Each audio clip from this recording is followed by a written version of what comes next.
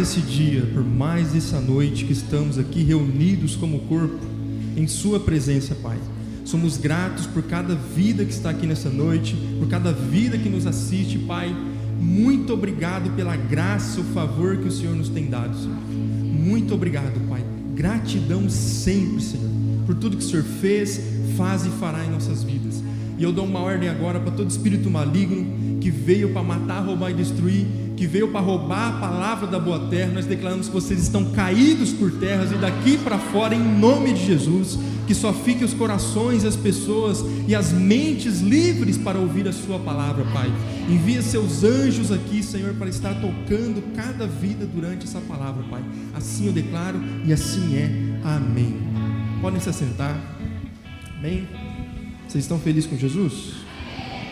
Hoje é um culto muito importante, né? Culto de ceia, e o título da mensagem é Discernindo o Corpo. Amém? Nós vamos aprender o que realmente significa a ceia em cada uma de suas particularidades e o que você vem fazendo em um culto. Amém? Tudo tem a sombra que leva à realidade.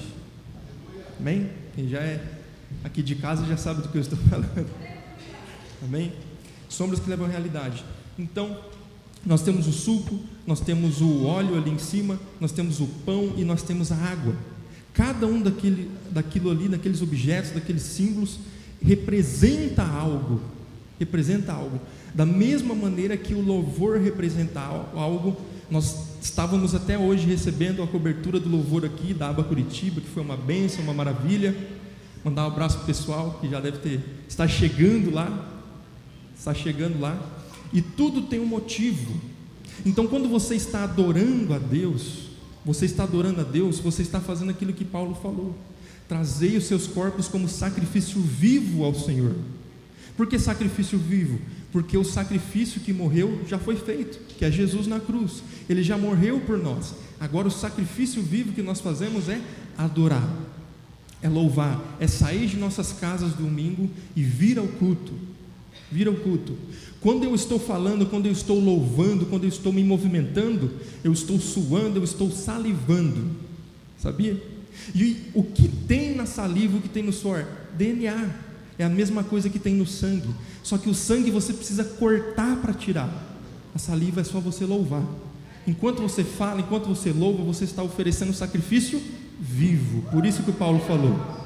Por isso que eu vou dar uma incrementada. Por isso que quem toca no louvor aqui não pode tocar no louvor no mundo. Não pode tocar no mundo, porque ele está entregando o corpo dele como sacrifício vivo a Satanás lá no mundo. Então ele tem que entregar aonde? Para Deus, aqui dentro. Deus vai receber esse sacrifício. Então quando eu toco bateria aqui, muitos sabem que eu sou baterista aqui também, eu suo aqui. Então eu estou entregando o meu DNA a Deus. Estou falando: Deus, foi para isso que eu nasci, foi para te servir. Amém? Então, o primeiro passo é o altar de incenso. O que é isso? Coloca para mim Êxodo 30, versículo 1, e depois Apocalipse 5, 8, tá? Olha o que Deus pediu lá para Moisés: faça um altar de madeira de acácia para queimar incenso. Incenso, ele não é aqueles negocinhos que a gente está acostumado hoje, tipo um fiozinho assim, que se queima literalmente. Não, é líquido, é um líquido que se queima. Por isso que trouxeram para Jesus, assim que ele nasceu, ouro, incenso e mirra. E o cordeiro já estava ali. Vocês estão entendendo onde eu quero chegar? Vocês vão entender onde eu quero chegar. Apocalipse 5:8 agora. Ao recebê-lo, as 4 criaturas viventes e os 24 anciões prostraram-se diante do cordeiro. Cada um deles tinha uma harpa e uma taça de ouro cheias de incenso, que são as orações, em outras traduções, a adoração ou oração dos santos. É as duas coisas, tanto oração como adoração, louvor, que você está aqui. Então, enquanto você está louvando, você não está vendo, só que tem anjos pegando o incenso e levando aos céus e dando para os 24 anciões. Por que 24 anciões, irmãos? É cada ancião responsável por uma hora de adoração. Por isso que a Bíblia fala isso. Então, até agora estava um ancião indo às 6 horas da tarde. Então, ele pega nessa taça e coloca no altar de incenso que tem lá no trono de Deus. E aí tem uma explosão e o trono de Deus se move. Por isso que a palavra fala que o trono de Deus se move com a adoração dos santos. Então entende, não é você chegar no culto aqui, no louvor, e ficar com a boca fechada, irmão. Ah, mas eu sou desafinado, fica tranquilo, ele tem uma harpa, ele corrige para você lá. Entendeu? Então é a sua adoração, é o seu momento de queimar incenso, é o seu momento de movimentar o trono de Deus. Se a gente soubesse disso a cada culto, cantaria com mais força, né? Então agora, a partir de hoje, rogo-vos, pois, que vocês cantem para Deus. Não fiquem com vergonha, feche os olhos e cante, porque você está queimando incenso no altar de Deus. Amém? Então a primeira parte do culto é adoração e louvor a Deus. Você chega aqui, adora e louva a Deus, queima incenso, movimenta o trono, movimenta as rodas do trono de Deus. Segunda parte, ofertas. Salmos 96:8. Salmos 96:8. Deem ao Senhor a glória devida ao seu nome, tragam uma oferta e entrem nos seus átrios. Tem uma tradução que fala: traga sua oferta nos seus átrios. Então veio os reis magos e trouxeram ouro, incenso e mirra. Eles trouxeram incenso, que significa adoração, para queimar. Trouxeram a oferta, que era dada aos sacerdotes, dada à igreja. E o cordeiro já estava lá.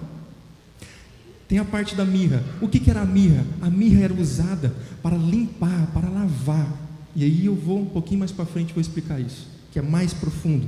Filipenses 4:18 fala assim a palavra: recebi tudo o que eu tenho e é mais que suficiente, estou amplamente suprido, agora que recebi de Epafrodito os donativos que vocês enviaram. Elas são uma oferta de aroma suave, um sacrifício aceitável, agradável a Deus. Então sua oferta também é um tipo de sacrifício. Sua oferta é sacrifício. O meu Deus, olha o que ele fala depois: e o meu Deus suprirá todas as vossas necessidades de acordo com as suas gloriosas riquezas em Cristo Jesus. Amplamente suprido. Então, quando que eu oferto? Quando eu faço as coisas? Quando eu oferto e dizimo na igreja do Senhor. Então você já está vendo os tipos do Antigo Testamento no Novo Testamento e na graça. Por isso que eu peguei um versículo do Antigo e um versículo do Novo, para embasar para vocês entenderem isso. O que é esses momentos do culto? Não é nada por acaso, irmão. Não é nada por acaso. Não deu um insight assim na cabeça do Pio, na cabeça do pastor, para ele: não, vamos fazer isso. Não, foi tudo guiado pelo Espírito Santo. Assim como as outras igrejas também fazem do mesmo jeito. Candelabro que tinha no templo, Êxodo 25:31, e essa do candelabro é muito forte. Coloque ele, fazendo favor. Faça um candelabro de ouro puro e batido, o pedestal, a haste, as taças em forma de flor e os botões do candelabro formarão com ele uma peça só. 6 braços sairão dos lados do candelabro, 3 de um lado e 3 do outro. Haverá 3 taças com formato de flor de amêndoa. Guarda isso aí. Em um dos braços, cada uma com botões e flor de amêndoa, tá? E 3 taças com formato de flor de amêndoa no braço seguinte, cada uma com botão e flor. Assim será com os 6 braços que saem do candelabro. Então, o que ele está especificando aqui? Ele está falando, Deus está falando para Moisés a forma que ele quer que faça o candelabro. Para quem não sabe o que é candelabro, é como se fosse uma haste, que eles colocavam azeite dentro de cada pontinha, como potinhos, e acendiam às 6 horas da tarde e ficavam acesos até às 6 da manhã do outro dia, de 12 em 12 horas, no templo do Senhor, representando a presença, a glória de Deus ali. Hoje o candelabro é representado por mim e por você também, que tem o seu Espírito Santo dentro de nós. Espírito Santo dentro de nós. Êxodo 27:20. Tu, pois, ordenarás aos filhos de Israel que te tragam azeite puro de oliveiras, batido para o candeeiro, para fazer arder as lâmpadas continuamente, ou seja, todo dia, na tenda da congregação, fora do véu que está diante do testemunho. Arão e seus filhos as porão em ordem, desde a tarde até a manhã, perante o Senhor. Isso será um estatuto perpétuo para os filhos de Israel e para as suas gerações e pelas suas gerações. Ou seja, vocês sempre terão que ter fazendo isso. Hoje nós não temos o candelabro aqui, porque nós temos a sombra, nós temos nós aqui, o Espírito Santo dentro de nós. E você observou no versículo ali que Deus falou assim: faça como ramos de amendoeiras, como botões de amendoeiras, como flor de amendoeira. Só que o óleo que vai dentro não é de amendoeira, é de azeite, é de oliveira. Por quê? Por quê? Pergunta por quê? Porque, irmão, a gente não pode viver do nosso próprio óleo. A gente tem que viver do azeite, do óleo do Espírito Santo. Pode aplaudir o Senhor.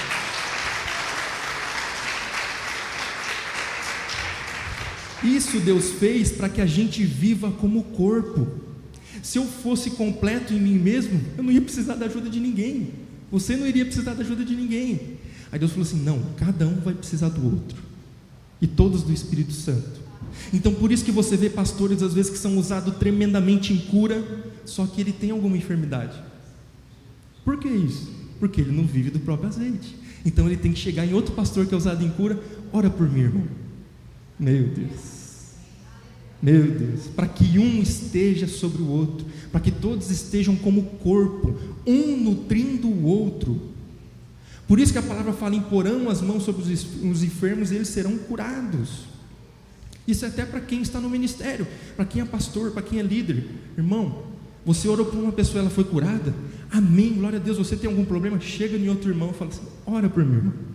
Impõe as mãos sobre a minha cabeça, porque eu não posso viver pelo meu próprio óleo, eu tenho que viver pelo azeite do Espírito Santo.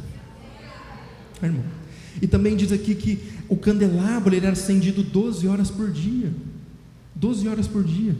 12 horas por dia. O que Deus está falando aqui? 12 horas por dia, irmão. Você trabalha para você, o resto você descansa. Você descansa porque Deus dá os seus enquanto dorme, não é enquanto trabalha. Olha só o segredo, senão Deus falaria enquanto trabalha. É enquanto dorme, você trabalha ali. Só que o reflexo da sua confiança em Deus é você chegar em casa e descansar, e confiar que o trabalho foi feito, mas o fruto quem dá é Deus. Entende o segredo disso? Quando a gente para pensar nisso, a gente entende porque o diabo ataca muitas pessoas com insônia, porque ele não quer que Deus dá a eles, porque Deus dá os seus enquanto dorme, não enquanto está acordado. Grava isso. Mateus 5:13 a 16 diz assim: vós sois a luz do mundo. Não se pode esconder uma cidade edificada sobre o monte, nem se acender uma candelabro, você está entendendo? Derivados, quase a mesma coisa, e se colocar debaixo do alqueire ou da mesa, mas no velador, e dá luz a todos que estão em casa. Assim resplandeça a vossa luz diante dos homens, para que vejam as vossas boas obras e glorifiquem o nosso Pai que está nos céus. Então Deus, nesse versículo aqui, Jesus nos compara como uma candeia, algo que emite luz. Candeia, candelabro, está ali, é aquilo ali. Então você entendeu um outro tipo do culto. Você está cheio do Espírito Santo, um óleo que não está teu. Você precisa do irmão, você está aqui. Uau! Por isso que vir à congregação é importante. Por isso que estar em junção com os irmãos é importante. O Arthur falou ontem aqui de cumprimentar Jesus, cumprimentando Jesus. É isso que Ezequiel viu, uma roda dentro da outra roda. É o Espírito Santo cumprimentando ele mesmo. Quando você está com o irmão, você está unindo o Espírito Santo a ele mesmo. Por isso que o pastor falou, quando nós estamos em comunhão, é tão legal que a gente não quer ir embora. Deu o pessoal do meu grupo aí, que a gente fica até às 11 às vezes, e eu fico preocupado que o pessoal tem que dormir, para acordar, para trabalhar no outro dia.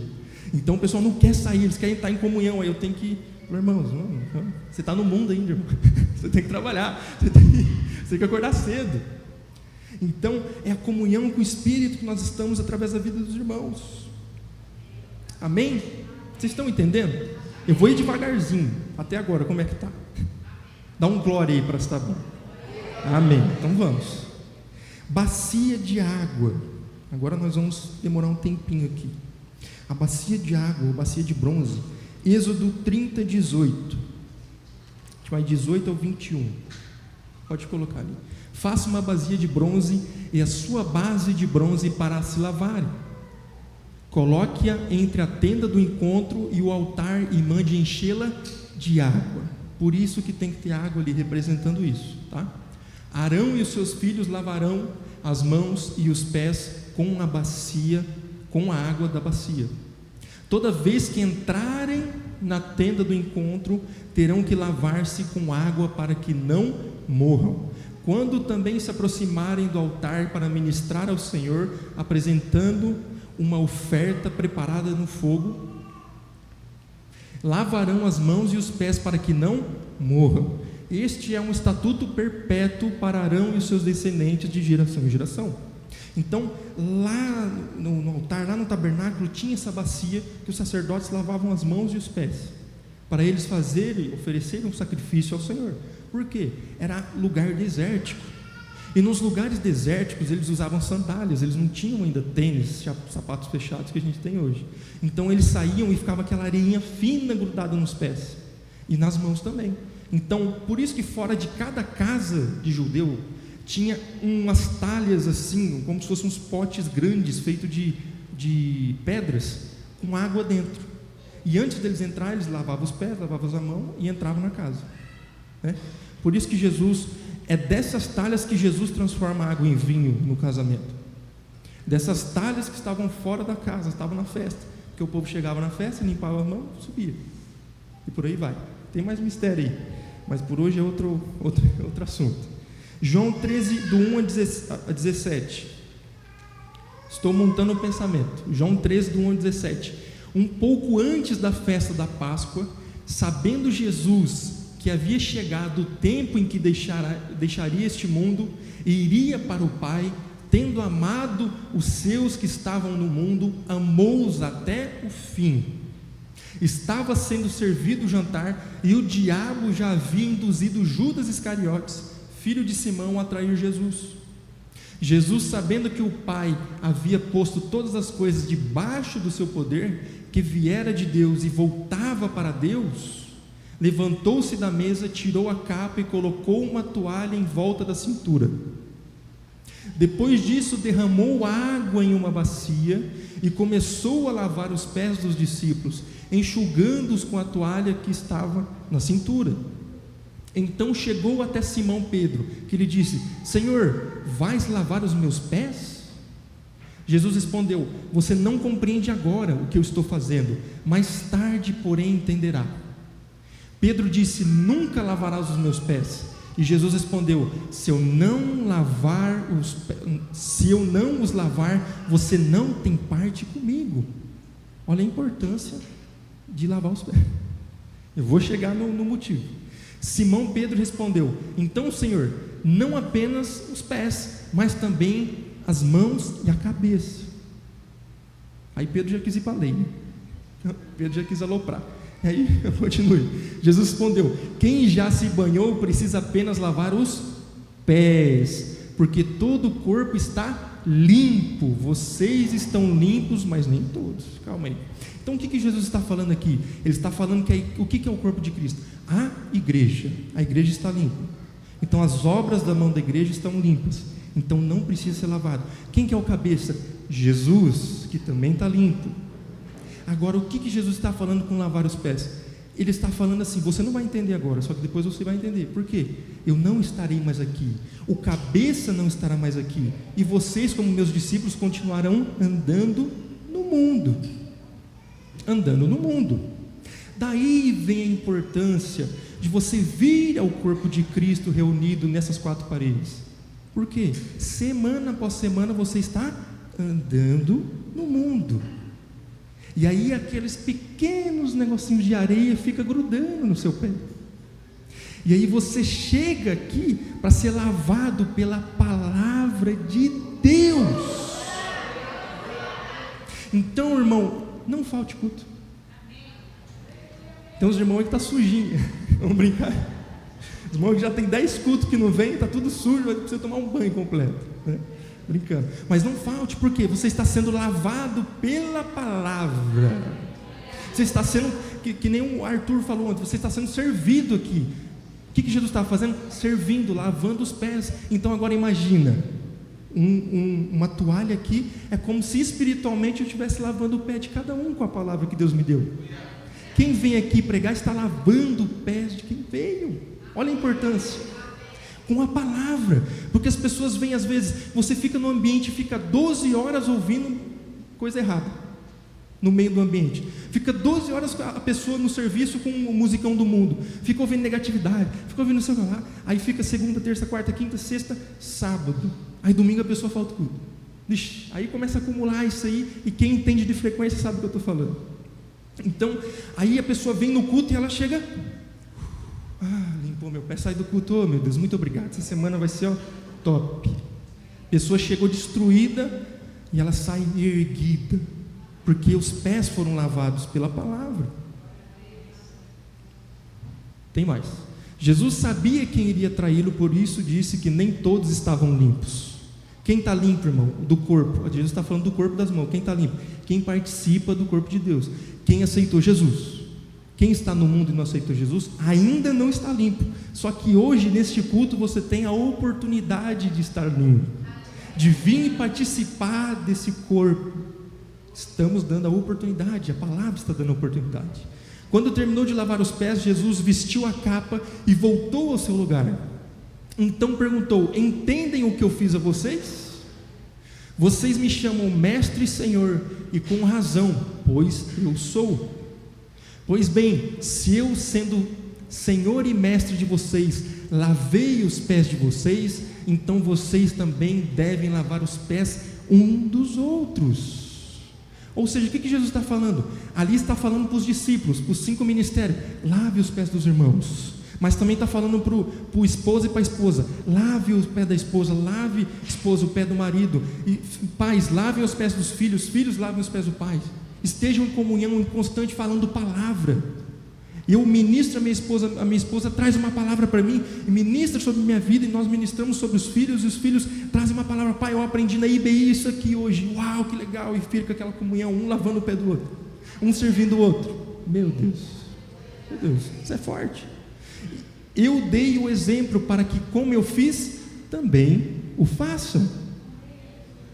Em verdade lhes digo que nenhum escravo é maior do que seu senhor, e nenhum enviado é maior do que aquele que o enviou. Agora que vocês sabem essas coisas, bem-aventurados serão se as praticarem.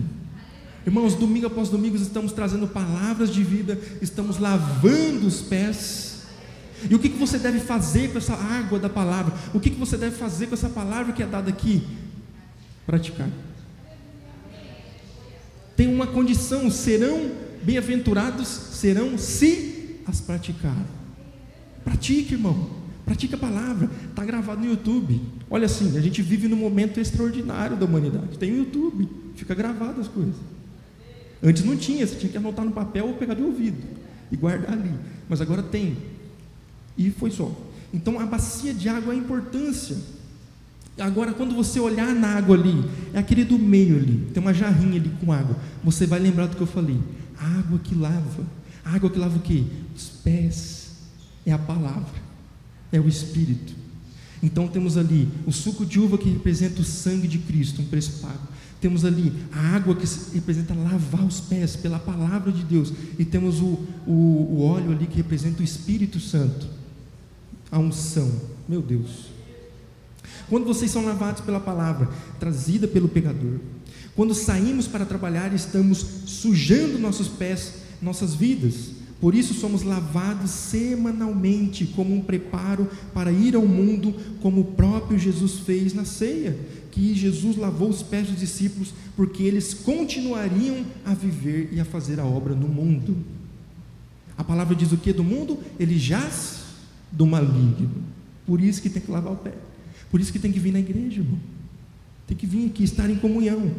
Assim que possível. Não estou obrigando você a vir na igreja. Está aqui. Estamos aqui. Avenida Rondônia. Fique à vontade. A cabeça não era necessário de lavar, pois a cabeça do corpo não estaria mais na terra. cabeça é o Jesus. Assim como foi com Jesus, será com o corpo. Assim como foi com Jesus, será com o corpo. Ou a cabeça faz alguma coisa e o corpo outra? Nunca vi isso. Se eu estou movimentando meu braço, é porque minha cabeça está mandando. Então, se Jesus foi ressuscitado, o cabeça foi ressuscitado, o corpo também será. Se o cabeça foi glorificado, o corpo também será. Agora tem uma coisa aqui: a cabeça, ela se sacrificou, se entregou no madeiro, ele substituiu nós. Substituição. Então, o cabeça fez, e nisso o corpo não precisa fazer. Então, irmãos, guarde seu coração e fique tranquilo.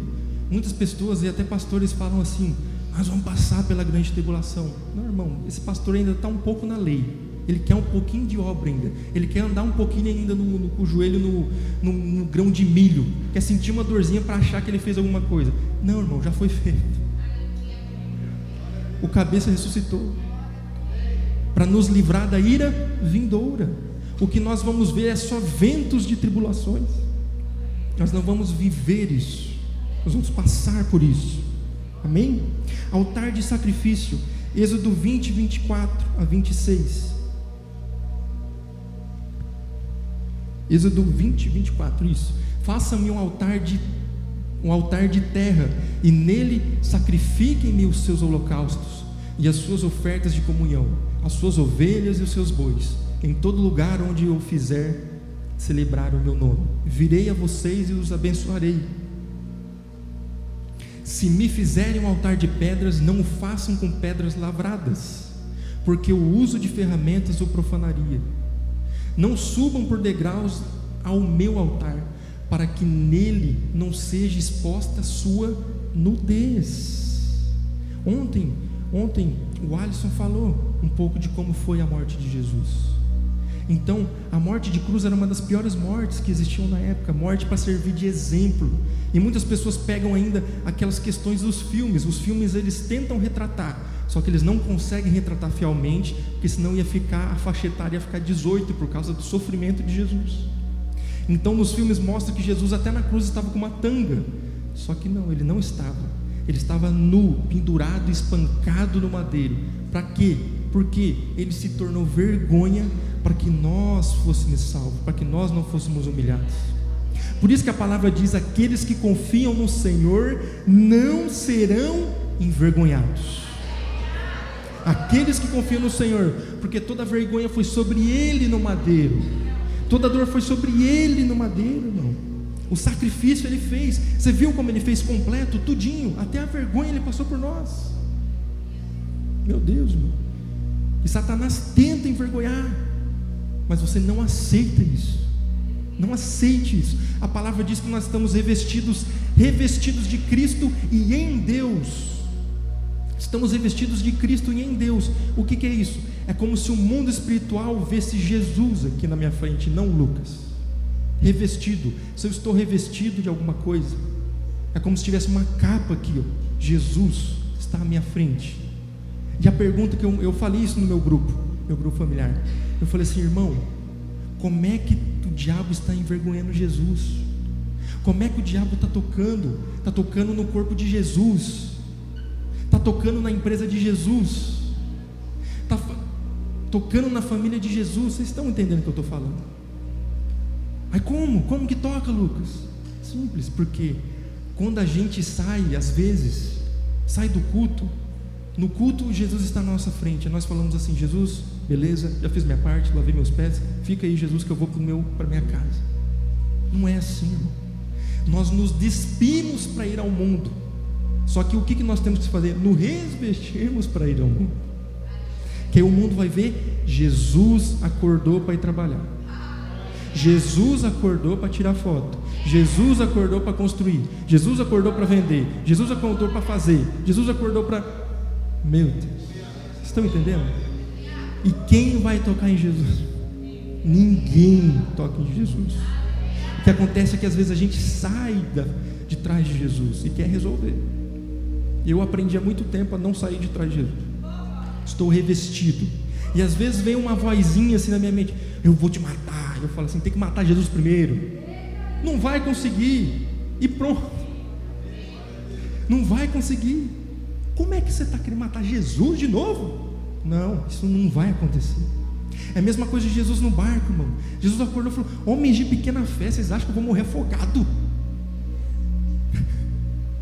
Vocês estão comigo no barco.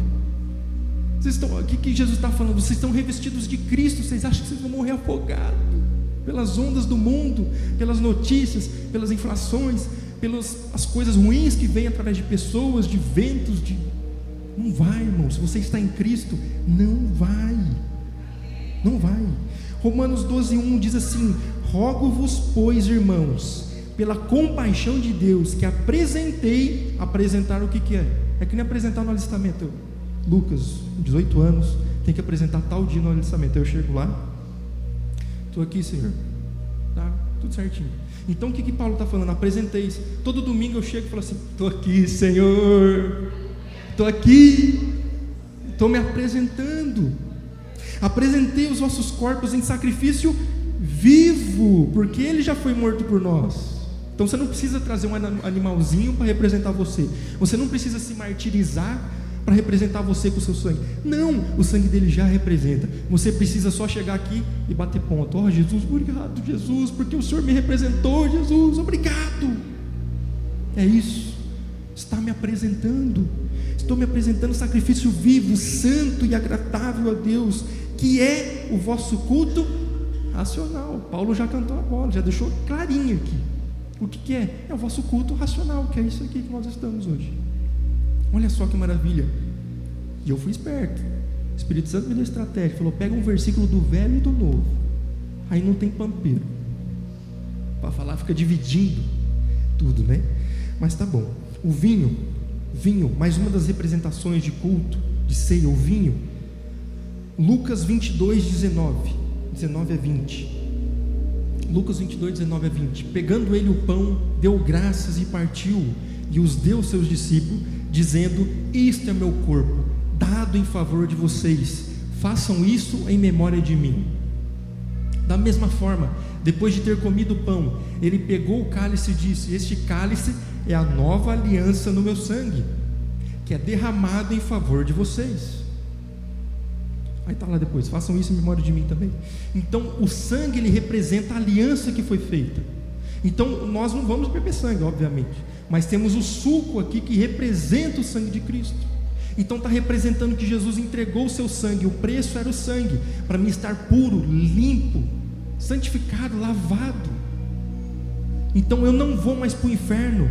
Quando você tomar o suco de uva, eu não vou mais para o inferno. Eu não sou mais pecador. Eu fui limpo, eu fui resgatado pelo sangue de Jesus.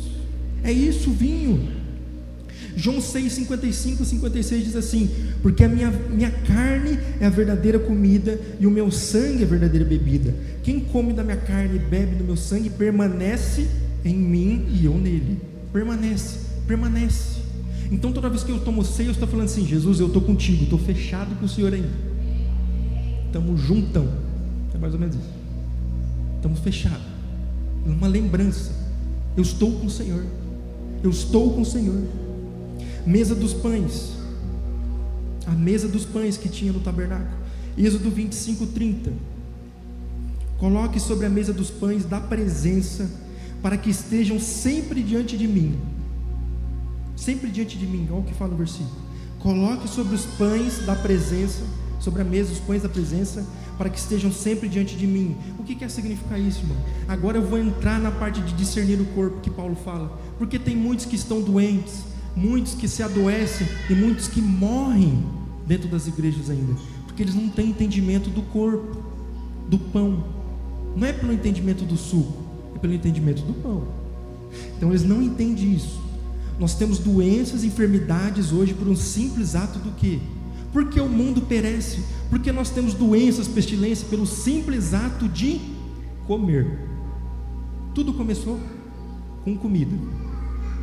Engraçado isso. Começou com uma bocada numa fruta errada.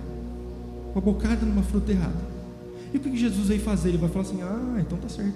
Então eles também terão vida no corpo deles uma bocada do corpo certo, da coisa certa.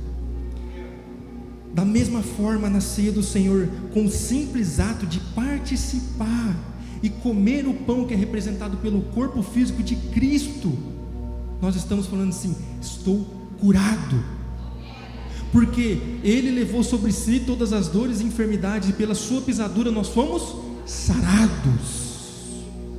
Com uma bocada veio a doença, com uma bocada sai a doença, em nome de Jesus. Isso é discernir o corpo de Cristo, é entender que Jesus entregou o corpo dele para que nós tivéssemos saúde no nosso corpo físico. Eu já te expliquei que naquela época não era comum a pessoa ser chicoteada e depois ir para a cruz, porque a cruz é uma morte exemplar, é uma morte exemplar. Então as pessoas às vezes ficavam 1, 2, 3, 4, 5 dias pendurado numa cruz.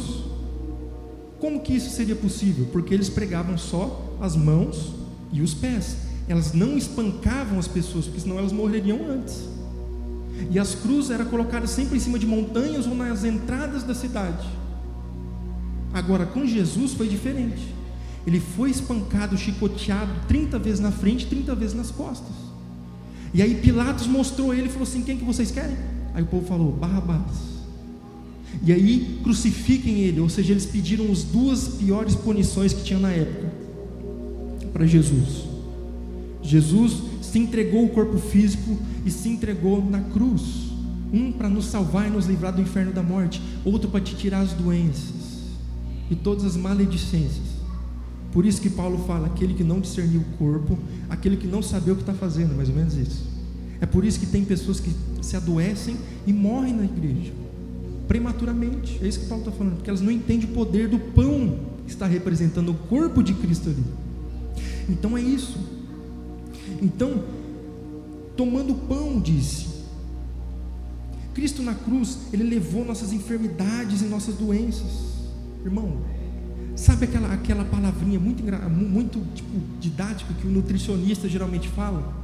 Você é o que você come. Aquilo que você come começa a participar do seu corpo com os nutrientes. Então eu como o corpo de Cristo representado no pão, e aquela cura que já foi dada começa a ser ativada na minha vida. Então a palavra no original de comer o pão à ceia é um ato contínuo. Nós fazemos aqui no culto, no primeiro culto do mês. O suco de uva, ele tem que ser suco só de uva, irmão. Não tem Fanta uva, não tem nada disso. Senão está representando que está contaminado o sangue de Cristo. Isso é sério. O pão tem que ser asmo, não pode ter fermento, não pode ter doce, nada, porque não foi legal o que Cristo passou na cruz por nós. Então isso também é discernir o corpo de Cristo. Então o que nós temos testemunhos já no mundo? De pessoas que começaram a tomar ceia semanalmente nas suas casas. Porque o que a Bíblia fala? Você é rei e sacerdote.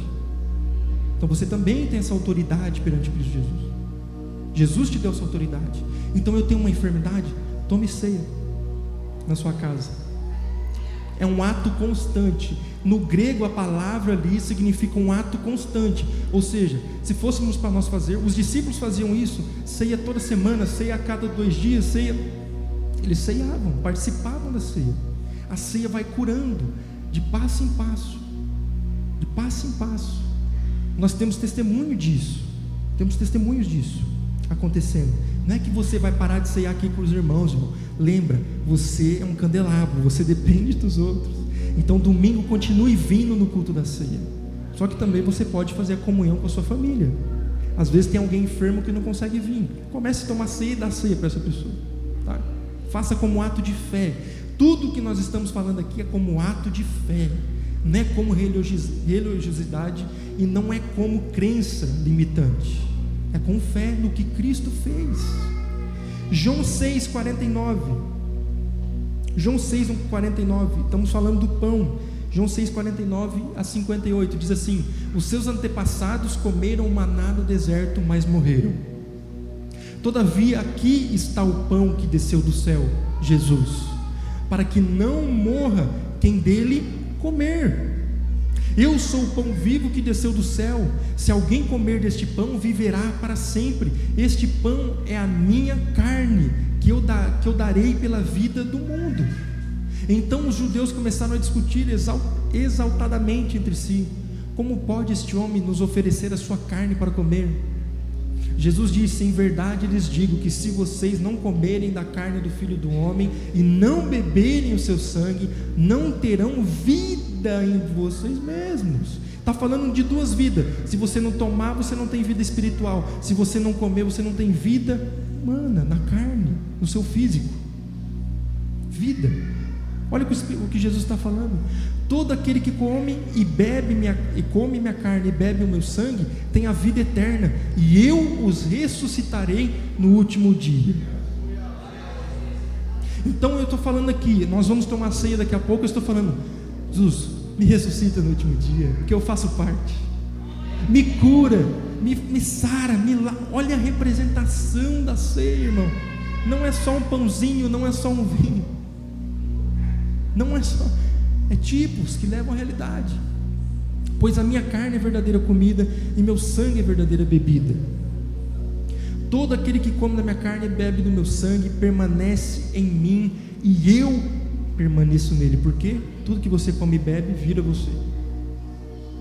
Sentido nutricional, vira vitamina. Você está entendendo? Como o Pai que vive me enviou e eu vivo por causa do Pai, assim aquele que se alimenta de mim viverá por minha causa. Este é o pão que desceu do céu. Os antepassados de vocês comeram maná e morreram, mas aquele que se alimenta deste pão viverá para sempre. Para sempre. No grego essas palavras estão no particípio do presente ativo. É um nomezinho bem difícil. Particípio do presente ativo. Isso quer dizer que estão em ato contínuo, habitual, que torna-se um hábito.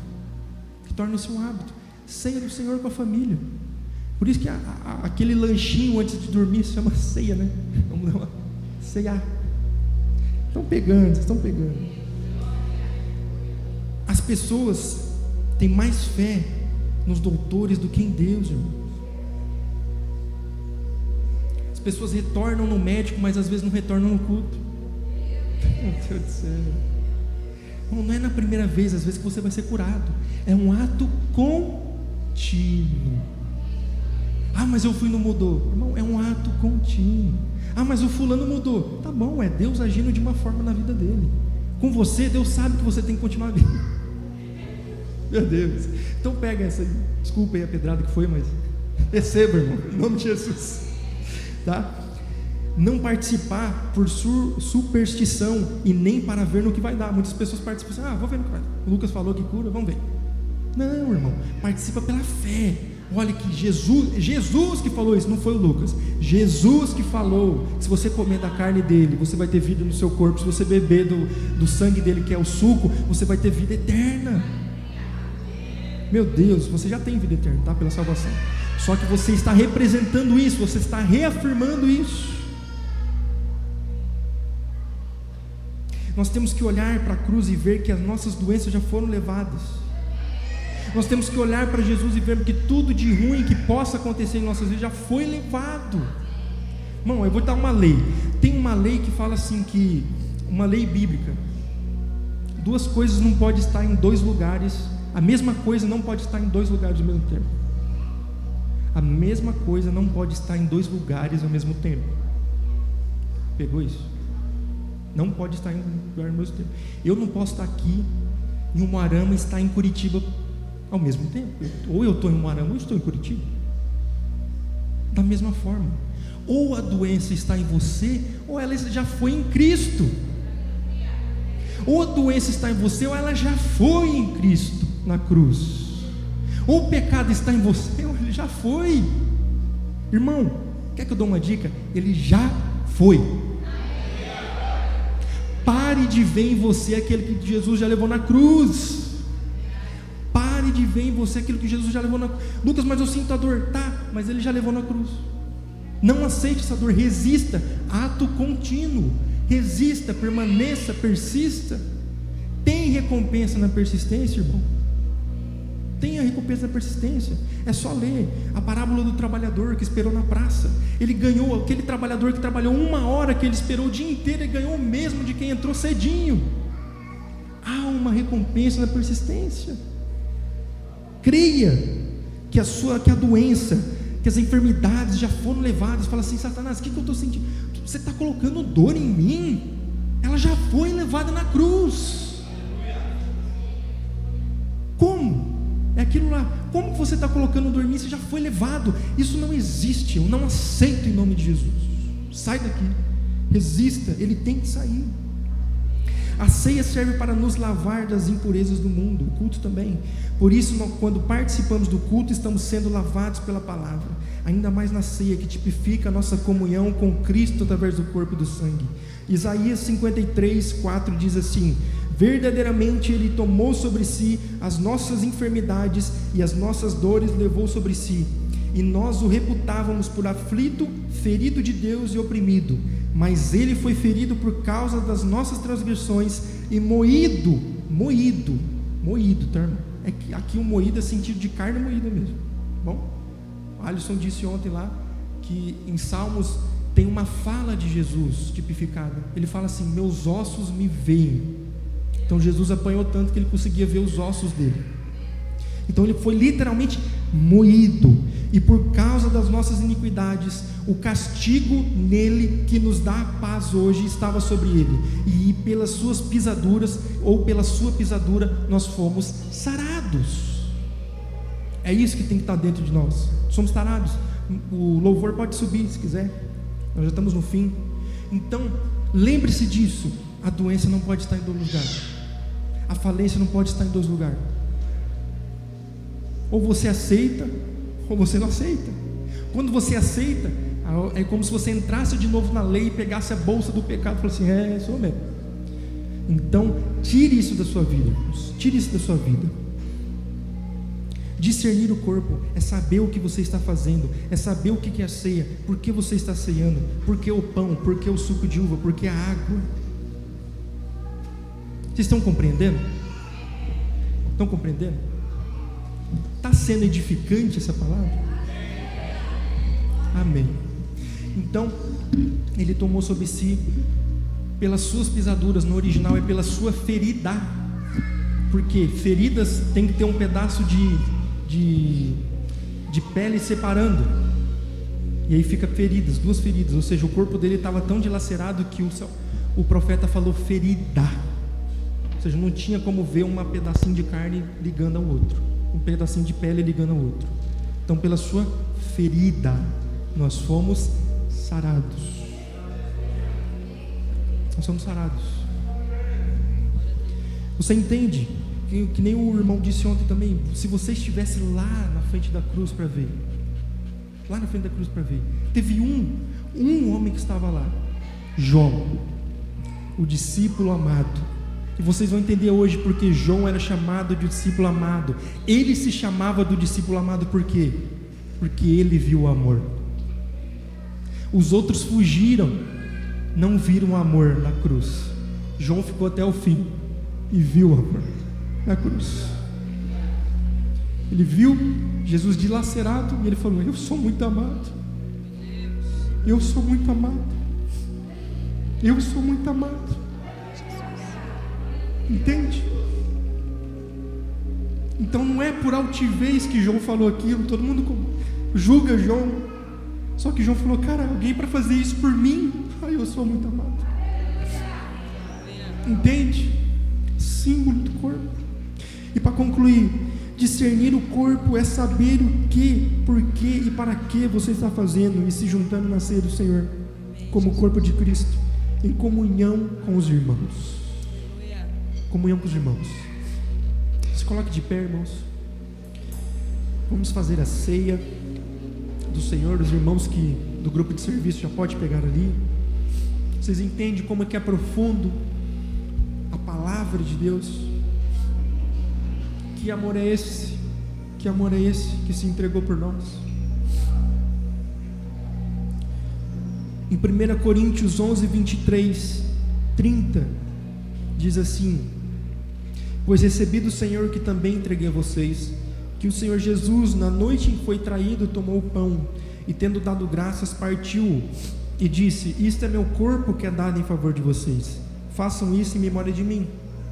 Da mesma forma, depois da ceia, ele tomou o cálice e disse: esse cálice é a nova aliança no meu sangue.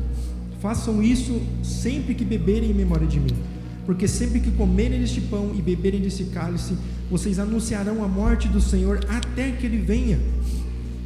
Portanto, todo aquele que comer o pão ou beber o cálice do Senhor indignamente, será culpado de pecar contra o corpo e o sangue do Senhor. Examine-se cada um a si mesmo, e então coma o pão e beba o cálice. Pois quem come e bebe sem discernir no corpo, que é isso que eu expliquei para vocês, come e bebe para a sua própria condenação. Por isso há entre vocês muitos fracos, doentes e vários que já dormiram, ou que morreram. É isso que a gente falou. Porque muitas pessoas estão assim, porque elas não entendem que já foi levado na cruz. Elas estão pegando da cruz as doenças, pegando da cruz a enfermidade e colocando nela de volta. Cuidado, irmão, para fazer isso.